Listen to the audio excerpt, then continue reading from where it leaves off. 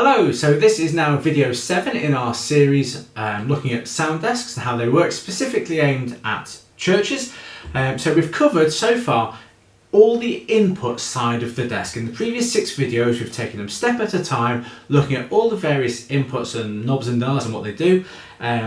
The sliders, which was the previous video, and how to do a mix also within that video. I spent a few minutes talking about how to do a mix, how to use creativity within that. As I was saying, how to do a good mix, that's the thing I always get asked, how do you do a good mix? So we've talked about that in the previous video, and we're now going to be talking about the output section of the desk. So the output is that we've got the main left-right faders, which in this desk are these red ones in the bottom right corner. And then we've got some connections and some meters that I'm going to talk about as well. So the outputs, as I say, the main volume control of your PA system is dependent on the position of these red sliders, which generally speaking want to be around the 0 mark. That's your starting point. 0 is because it's a decibel scale, 0 isn't nothing. 0 is actually the kind of the optimum in terms of where it sits with sound desks. So your left right is generally around 0. And then what I also want to talk about in this one is we've got some extra connectors in the top right of the desk. Now if I go onto the iPad view, we can see that a bit more. So in one of the videos I was talking about pre-fade with listening, and we've got a headphone port and a volume control there. Headphone port is at the top there, and then the volume control for the headphones is kind of in the middle there. For the main left-right volume out the sound system, on the desk we've got these flashy lights, the green lights, the green, and then they run yellow and then red. And on the iPad there, if I zoom in there, we can see them. So we don't want those going into the yellow or the red.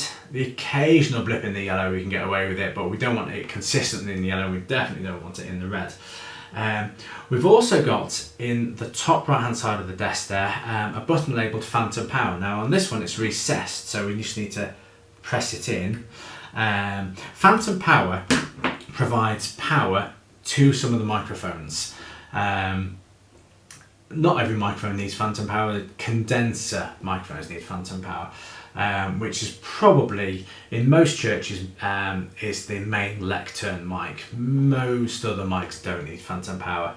It doesn't matter if they get phantom power, they just ignore it, so that's not a problem. And then again, in the top right corner of the desk, we've got the output connectors. So we've got the main left-right outputs, which are on XLR connectors. That's the 3-pin. These are in the very top right corner of the desk there. And then we've got these 4 auxiliary output connectors. So in one of the previous videos, we talked about the auxiliary sends. That's where you would connect them to. They're on jack input connections. We've got inserts on the main left-right. Inserts we talked about more in detail in the very first video, talking about the input connection. So if you want to hear more about that, have a listen to that video. Very rarely use inserts on left-right. And this desk has also got a mono output connector. So maybe if we've got a creche room, you might plug the mono into that. You could also possibly use the mono for streaming, if you're streaming your services, and if you're certainly if your sound system isn't in stereo, then the mono out there will give you a handy connection to whatever streaming device you're using. Now this desk also has a USB connector, so it's again in the top right corner, in the middle there, we've got a USB.